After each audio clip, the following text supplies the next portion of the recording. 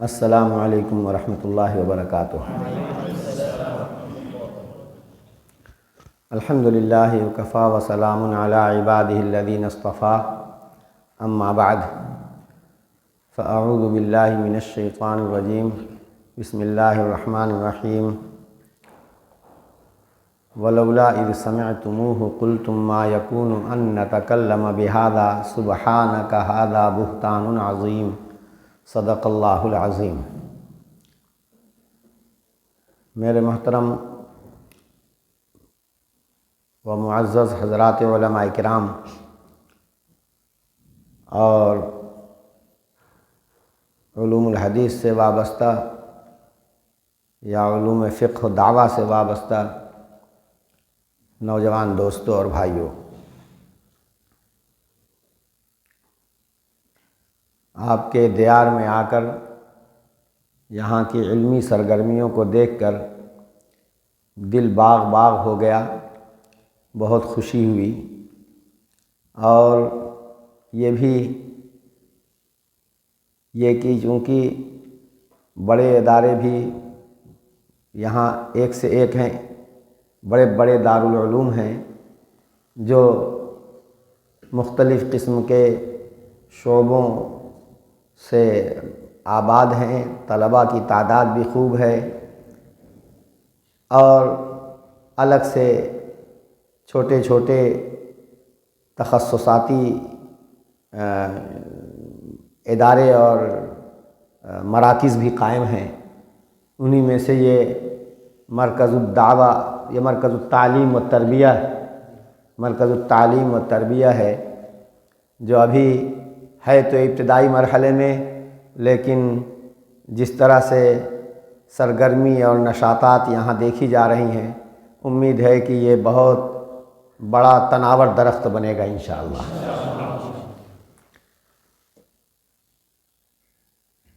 مجھ سے کہا گیا کہ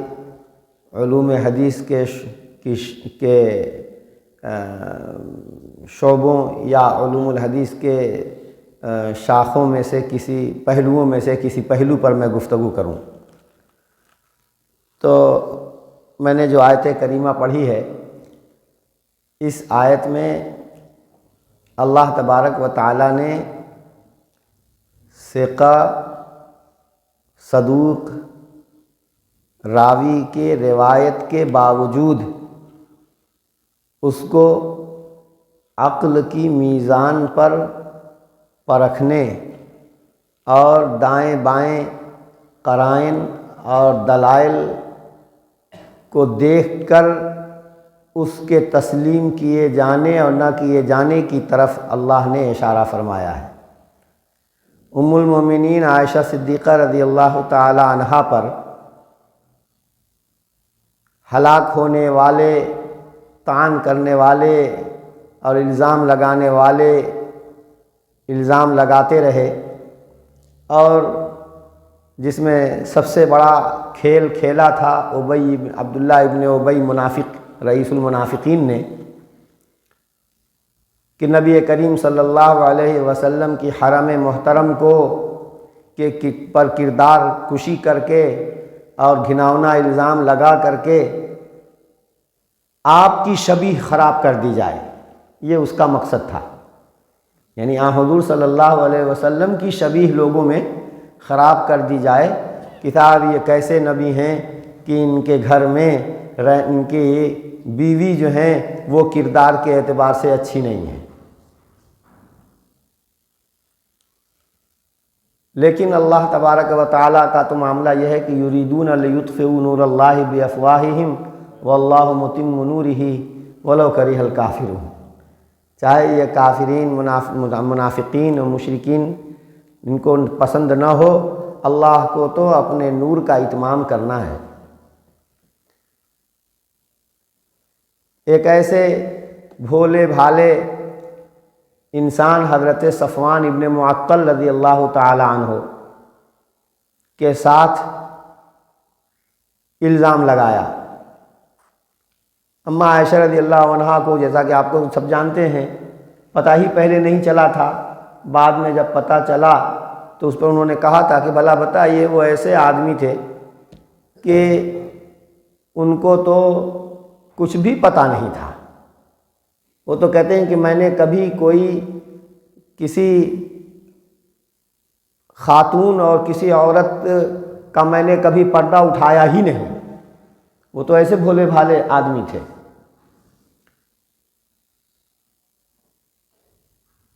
اللہ تبارک و تعالیٰ فرما رہے ہیں کہ اس بات کو لوگوں میں چرچا ہوا، اور بعض وہ لوگ صحابہ جو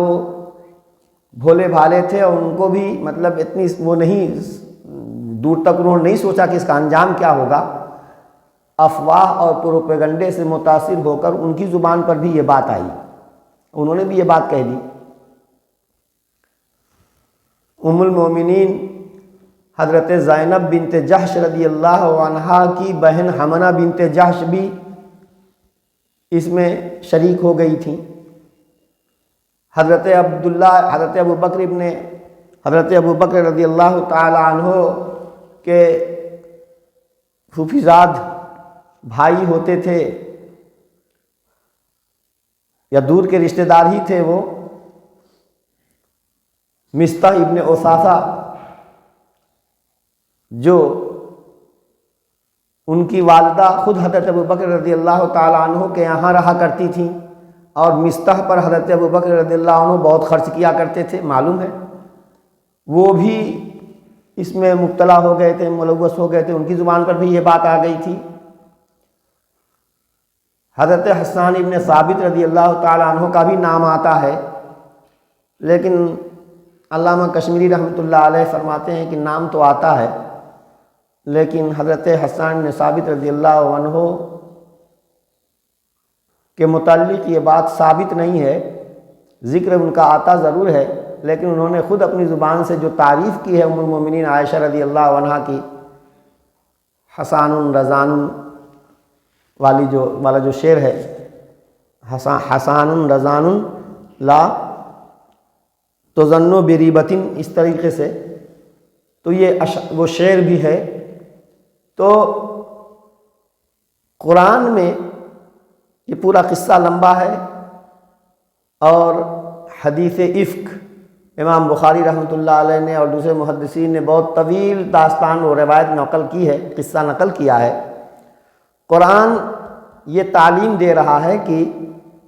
عام مسلمانوں کو کہ جب تم نے یہ بات سنی، باوجود کہ یہ بات کہنے والے صحابہ ہیں، صدوق لوگ ہیں،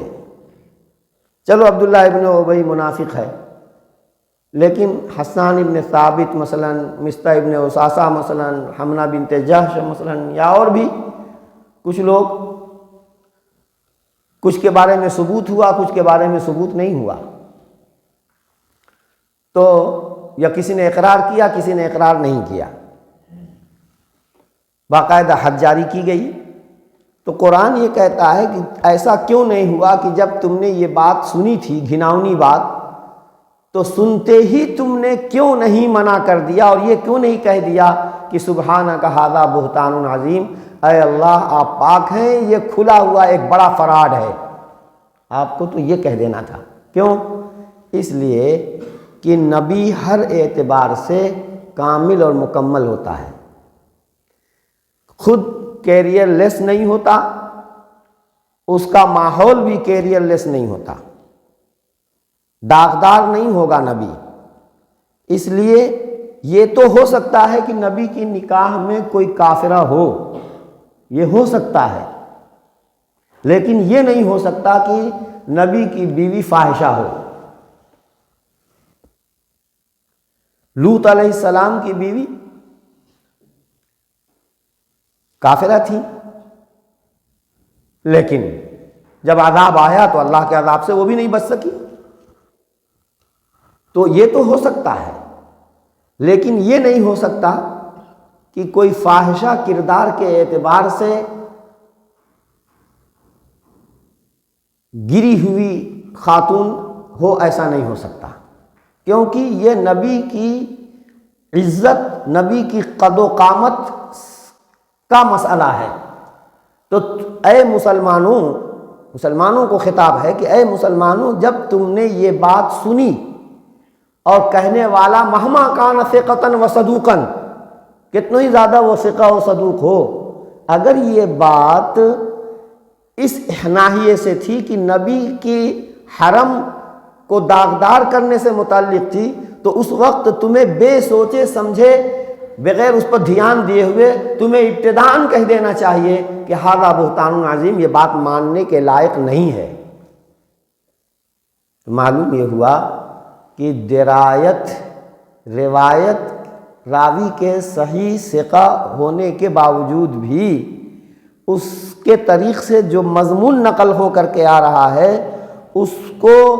عقل کی میزان پر، واقع اور نفس الامر کی میزان پر،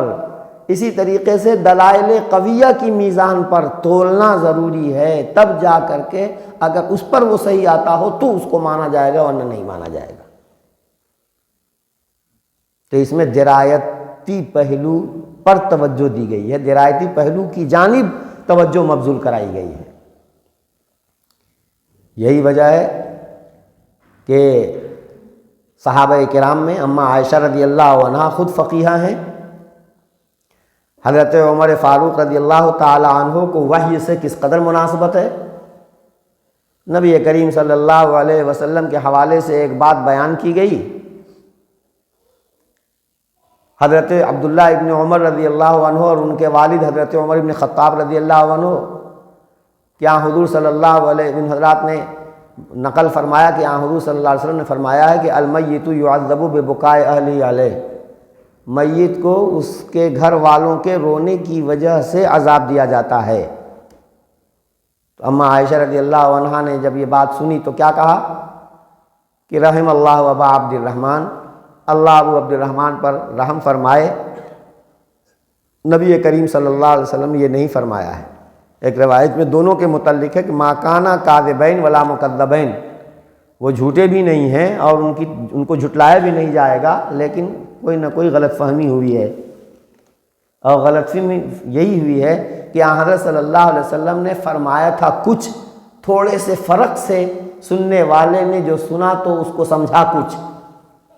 اور ایسا ہوتا ہے۔ اس لیے اس کو حدیث بیان کرنے والا ذریعہ چاہے ثقہ ہو، لیکن حدیث کا مضمون اگر دلائل قویہ کے خلاف ہے تو پھر اس میں سوچنا پڑے گا اس کو ماننے کے لیے۔ اما عائشہ رضی اللہ عنہا نے کہا کہ حضرت صلی اللہ علیہ وسلم نے فرمایا یہ تھا کہ وہ آپ کا گزر ہوا، ایک عورت، یہودی عورت مر گئی تھی، حضور صلی اللہ علیہ وسلم اس کے پاس، گھر کے پاس سے گزرے، وہ لوگ رو پیٹ رہے تھے، محبت میں رو رہے تھے، تو حضرت صلی اللہ علیہ وسلم نے ارشاد فرمایا انہم لیبکون علیہا وہی تعذب فی قبرہا، یہ لوگ تو اس کے اوپر رو رہے ہیں، اور واو حالیہ ہے، حال یہ ہے کہ اس کو اس کی قبر میں عذاب دیا جا رہا ہے بوجہ اس کے کفر کے، بوجہ اس کے اعمال قبیحہ کے۔ اگر ان لوگوں کو پتہ چلتا کہ وہ اتنی خراب تھی تو اتنا اس کے فراق میں نہ روتے، اس سے نفرت کرتے، وہ تو خالی اس کی محبت میں رو رہے ہیں، سمجھتے ہیں کہ بہت اچھی تھی، حالانکہ اس کے اپنے عمل کی وجہ سے اس کو قبر میں عذاب دیا جا رہا ہے۔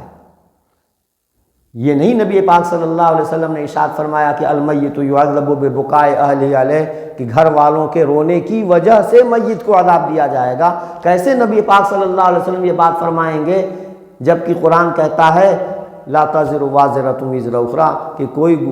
بوجھ اٹھانے والا دوسرے کا بوجھ نہیں اٹھائے گا، کہ گناہ کوئی کرے سزا کسی کو دی جائے، کیسے ہوگا؟ تو حضرت صلی اللہ علیہ وسلم نے یہ بات فرمائی ہی نہیں ہے، یہ کہہ ہی نہیں سکتے، قرآن کے خلاف حضرت صلی اللہ علیہ وسلم نہیں کہہ سکتے۔ اصل میں غلط فہمی کہاں سے ہوئی؟ انہم لیبکون علیہا وہی تعذب فی قبرہا۔ اب اگر اس واو کو فا اگر کوئی سن لے، انہم لیبکون علیہا فہی تعذب فی قبرہا،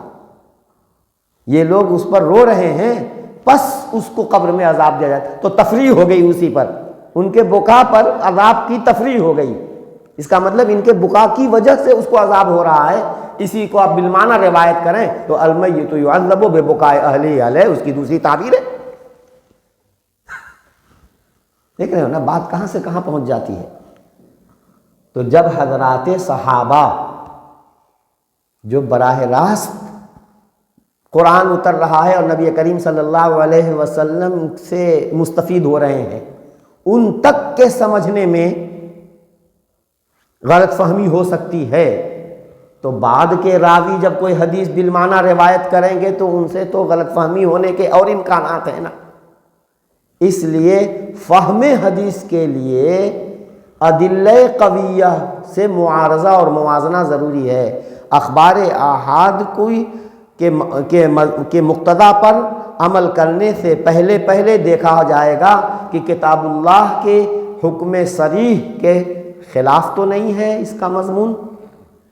امت کے عمل متوارث کے خلاف تو نہیں ہے، قواعد کلیہ مسلمہ فی الشرع کے خلاف تو نہیں ہے۔ مثلا بعض قواعد کلیہ ہیں جو بہت سارے واقعات کا نچوڑ ہوتے ہیں، البینۃ علی المدعی والیمین علی من انکر، یہ قاعدہ کلیہ ہے، لیکن در حقیقت یہ بہت سارے واقعات کیسز ہوئے ہیں اور جس میں مدعی سے دعویٰ مانگا گیا ہے، دلیل مانگی گئی ہے، شاہد، اور مدعا اگر نہیں ہے تو مدعا علیہ سے قسم لے کر کے فیصلہ کیا گیا ہے۔ ان سب کا لب لباب یا ان سب کی اصولی شکل البینۃ علی المدعی والیمین علی من انکر ہے، اور اس سے روایت بھی ہے، لیکن یہ قاعدہ کلیہ ہے۔ اب اگر کوئی حدیث آتی ہے کہ قضا رسول اللہ صلی اللہ علیہ وسلم بشاہد و یمین، تو یہ اس کے خلاف ہوگا، اس قاعدہ کلیہ مسلمہ فی الشرع کے کیا ہوگا؟ خلاف ہوگا۔ تو لامحالہ اس کی کوئی تعویل تلاش کی جائے گی۔ چنانچہ جب تعویل تلاش کی گئی تو پتہ چلا کہ یہ جھگڑے وغیرہ کا مسئلہ ہی نہیں ہے، یہ تو مسئلہ صلح کا ہے، یا یہ مسئلہ جو ہے امان کا ہے کہ جنگ میں کیونکہ جو کچھ قیدی ہاتھ آئے تھے، اب ایک صاحب کا کہنا یہ تھا کہ ہمارے پکڑے جانے سے پہلے ہم مسلمان ہو گئے تھے۔ آپ صلی اللہ علیہ وسلم کے پاس آ کر انہوں نے جلدی سے آ کر کے کہا کہ اللہ کے رسول ایسا ہوا، آپ کے آدمیوں نے پکڑ لیا اور ہم تو پہلے سے مسلمان ہو گئے تھے۔ تو اس پر حضور نے پوچھا کہ ہے بلمبر کا قصہ ابو داؤد میں ہے، تو حضرت صلی اللہ علیہ وسلم نے پوچھا کہ اس پر کوئی گواہ ہے؟ کہا ہاں، ایک سمرہ نام کا شخص ہے اور ایک رجل آخر۔ تو اس رجل آخر نے تو گواہی دی، سمرہ نامی آدمی نے گواہی نہیں دی۔ تب حضرت صلی اللہ علیہ وسلم نے کہا ایک گواہ تو تمہارا مکر گیا، تو کیا دوسرے گواہ کی جگہ پر تم قسم کھا لو گے؟ کہا ہاں میں قسم کھا لوں گا۔ تو یہ ہے وہ واقعہ۔ ظاہر بات ہے کہ وہاں کوئی مدعی مدعا علیہ نہیں ہے، وہاں کا مسئلہ یہ ہے کہ ابتداءً کچھ لوگوں کو گرفتار کیا گیا ہے، تو وہ غلام باندی بنائے جائیں گے یا نہیں باندی بنائے جائیں گے، تو اسی بنیاد پر حضرت کو تو بہانا چاہیے تھا، اس بہانے سے آپ نے فرمایا کہ چلو بھائی یہ جتنے پکڑے گئے ہیں سب کو آزاد کرو۔ تو مسئلہ کچھ اور تھا، اسی کو راوی نے قضا رسول اللہ صلی اللہ علیہ وسلم بشاہد و یمین کہا ہے، تو اس کی تعویل بھی ہو گئی اور قاعدہ کلیہ بھی۔ تو معلوم یہ ہوا کہ قرآن کے خلاف ہونا، قاعدہ کلیہ مسلمہ فی الشرع کے خلاف ہونا، قیاس یعنی عقل سلیم محب سنہ کے معارض ہونا، اسی طریقے سے سنت مشہورہ ثابتہ فی الباب، اس مضمون سے متعلق جتنی بھی سنتیں ہیں، حدیثیں ہیں، وہ سنن مشہورہ ثابتہ فی الباب کے خلاف ہونا، امت کے اجماع کے خلاف ہونا،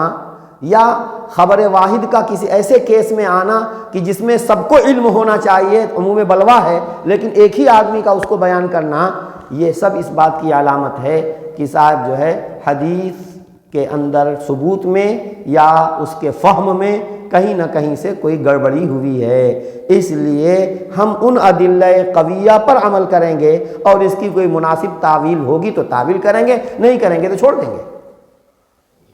تو درایت بہت ضروری ہے۔ محدثین کا کام جہاں ختم ہوتا ہے وہاں سے فقہا کا کام شروع ہوتا ہے۔ محدثین کا کام تو ثبوت کے اعتبار سے کچھ قواعد و ضوابط جو قرآن و حدیث ہی سے ماخوذ ہیں، آثار صحابہ سے ماخوذ ہیں، انہی اصول کے مطابق اس کے ثبوت کا گمان غالب ہو جائے تو ثبوت کا فیصلہ کر دیتے ہیں۔ اخبار احاد میں چاہیے، باقی جو متواتر ہے تو اس کے بارے میں تو کوئی سوال ہی پیدا نہیں ہوتا، وہ تو ہے ہی مفید علم یقین۔ تو اپنی حد تک قواعد ثبوت، قواعد اثبات نص کا اعمال کر کے یہ حضرات محدثین ثابت ہے غیر ثابت ہے اس کا ایک فیصلہ کر دیتے ہیں، اس کے بعد فقہا کی خدمت میں پیش کر دیتے ہیں کہ اب آپ جانو۔ چنانچہ وہ دیکھتے ہیں کہ یہ حدیث اس کے یعنی ان میزانوں پر تولنے کے بعد پھر اس سے جو ہے اس کا قابل عمل ہونا یا ناقابل عمل ہونے کا وہ فیصلہ کرتے ہیں۔ بہت سے لوگوں کو حنفیہ کے بارے میں اور دیگر فقہا کے بارے میں یہ غلط فہمی ہوتی ہے کہ وہ حدیث کی خلاف ورزی کرتے ہیں۔ عیسیٰ ابن ابان کا قصہ تو آپ جانتے ہی ہیں کہ عیسیٰ ابن ابان بہت امام محمد وغیرہ سے اور حنفیہ سے بہت جو ہے مطلب دور رہتے تھے۔ محمد ابن سماعہ جو ہیں وہ ایک دن پکڑ کر کے گھیر کر کے لے آئے، چلو حضرت کی آج درس میں تم کو بیٹھنا پڑے گا۔ وہ نہیں بیٹھا کرتے تھے، تو پھر ایک مرتبہ انہوں نے تیاری کی کہ یہ محمد ابن سماعہ مانتا نہیں ہے، چنانچہ انہوں نے تیاری کی باقاعدہ اور 25 مسائل سے متعلق انہوں نے یادداشت لکھ لی کہ اس میں حدیث رسول کچھ کہتی ہے اور تمہارا مذہب اس کے خلاف ہے۔ لے کے آگئے، سبق ہو گیا، امام محمد رحمۃ اللہ علیہ کے پاس لے آئے کہ حضرت یہ ابان ابن صدقہ کاتب آپ کے دوست جو تھے، ابان ابن صدقہ کاتب، ان کا یہ بیٹا ہے عیسیٰ، یہ کہتا ہے کہ ہم لوگ حدیث کی خلاف ورزی کرتے ہیں، اس لیے یہ ہم سے دور دور رہتا ہے۔ پوچھا کہ بیٹے کیا بات ہے، کون سے ہمارے مسائل تم کو حدیث کے خلاف نظر آئے؟ آستین میں سے نکالا اور ایک ایک کر کے کہ دیکھیے اس مسئلے میں حدیث یہ ہے صراحتاً اور آپ کا قول اس کے خلاف ہے۔ اس طریقے سے 25 مسائل پیش کر دیے۔ امام محمد رحمۃ اللہ علیہ نے اسی وقت بتایا کہ بیٹے یہ منسوخ ہے، دلیل یہ حدیث ہے، یہ مؤول ہے، اس کا یہ مطلب ہے، دلیل یہ حدیث ہے۔ تو ہر مسئلے سے متعلق جو منسوخ تھی اس کو منسوخ ہونا، جو مؤول تھی اس کی تعویل مناسب کر دینا اور اس کے مقابل میں دلیل اقویٰ کو پیش کر دینا، چنانچہ وہ راجح مرجوح کرتے ہوئے سب کا مناسب جواب دے دیا۔ عیسیٰ ابن ابان کا کہ آنکھ کی پٹی کھل گئی، کہا ہائے ہم تو بہت بڑی ضلالت میں اور گمراہی میں تھے۔ پھر جب ان کی آنکھ کی پٹی کھلی تو حنفی بنے اور اتنے پکے حنفی بنے کہ حنفیہ سے آگے بڑھ گئے، حنفیہ سے آگے بڑھ گئے۔ حنفیہ کے یہاں تو مرسل حجت ہے، لیکن مسند کے مقابلے میں اقوا کو نہیں کہتے، یہی تو کہتے ہیں بھائی حجت ہے،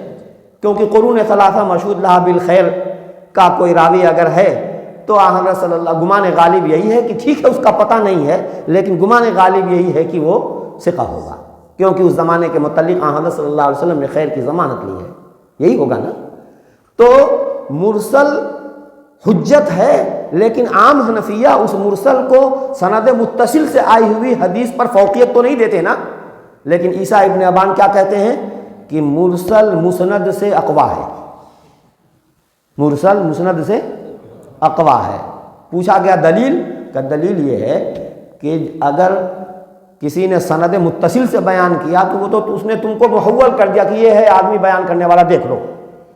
جیسا ہوگا اس کے مطابق عمل کر لو، وہ تو اس نے تمہارے اوپر ڈال دیا۔ اور جو کہہ رہا ہے کہ قال رسول اللہ صلی اللہ علیہ وسلم کذا، تو گویا سینہ ٹھوک کر کے کہہ رہا ہے کہ مجھے یقین ہے کہ نبی کریم صلی اللہ علیہ وسلم نے یہ کہا ہے، ان ذرائع اور وسائط کو میں پورے طور پر جانچ کر کے پرکھ کر کے اعتماد کی بنیاد پر کہہ رہا ہوں۔ تو فمن ارسل فقد تکفل لک ومن اسند فقد احال لک۔ دیکھا،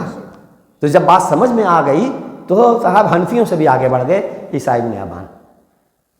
یہی وجہ ہے کہ ابراہیم نخعی کے مراسیل جو ہیں، ابراہیم نخعی کے مراسیل وہ بالکل بے کھٹک قبول کیے جاتے ہیں۔ ان سے پوچھا گیا کہ آپ کیوں سند کیوں نہیں بیان کرتے؟ کہا کہ اگر میں قال عبداللہ کہوں، اگر میں قال عبداللہ کہوں تو سمجھو کہ میں نے کئی واسطوں سے عبداللہ کی وہ بات سنی ہے، اور اگر میں علقمہ عن عبداللہ، اسود عن عبداللہ کے طریق سے سند بیان کروں تو صرف اسی واسطے سے مجھے وہ بات ملی ہوئی ہوتی ہے۔ تو معلوم یہ ہوا کہ ابراہیم نخعی کی یہ مراسیل ان کے مسانید سے بھی اقوا ہیں۔ بہرحال تو یہ تھوڑی مطلب یہ ہے کہ روایت حدیث میں بھی مہارت ہمیں ضروری ہے، اصول روایت، اور اصول روایت کے ساتھ ساتھ اصول درایت پر میں بھی مہارت ہوگی۔ یہ گویا کم سے یہ دو پہیے ہیں، کسی ایک پہیے پر گاڑی نہیں چلتی، کم سے کم دو پہیہ چاہیے۔ تو علم روایت حدیث کے ساتھ ساتھ علم درایت حدیث، چنانچہ علوم حدیث کے شعبے میں روایتاً اور درایتاً دونوں پہلو کو جو ہے برابر حیثیت دی جانی چاہیے اور دی جاتی ہے، تو پھر جا کر کے فقہا اور محدثین کے درمیان توفیق اور تقریب کا عمل انجام پاتا ہے۔ اور ہمارے ان شعبوں کے قیام کا مقصد التوفیق بین طریقتي الفقہاء والمحدثین ہے، لا التفریق بین طریقتیہما ولا المفارقۃ بین ہاتین الجماعتین۔ سمجھ رہے ہیں نا؟ ہاں، یہ ہمارا اس کا مقصد ہے۔ سلف بیزاری کا ماحول نہیں پیدا ہونا چاہیے، نہ محدثین سے نہ ہی فقہا سے۔ کوئی ایسا طریقہ نہیں اختیار کرنا چاہیے کہ اس سے یہ تاثر قائم ہو کہ صاحب فقہا کی دلیلیں بالکل بودی ہیں، بوگس ہیں، بہت کمزور ہیں، یا یہ کہ محدثین جو ہیں وہ صاحب ان سے یہ وہم ہو گیا، ان سے وہ وہم ہو گیا، اس نے یہ غلطی کی، اس نے وہ غلطی کی۔ تو کہتے ہیں کہ اس طرح کا تحقیق کے جوش میں تشکیک کی فضا اگر قائم ہونے لگے تو پھر ان شعبوں پر انا للہ و انا الیہ راجعون پڑھ کر کے دفن کر دینا چاہیے۔ ہمارے اکابر نے ان شعبوں کو اس لیے قائم کیا تھا اور اس کی اس لیے حوصلہ افزائی کی تھی تاکہ جو ہے سلف کے ساتھ ائمہ صالحین، ائمہ متقدمین کے ساتھ کے اوپر اعتماد بحال رہے اور امت مسلمہ ان سے بیزار نہ ہو، امت مسلمہ کا ان پر اعتماد قائم و دائم رہے۔ اس کے لیے یہ شعبے قائم کیے گئے ہیں۔ اللہ سبحانہ و تعالیٰ انہی خطوط پر ہمیں کام کرنے کی توفیق عطا فرمائے۔ وآخر دعوانا الحمدللہ رب العالمین۔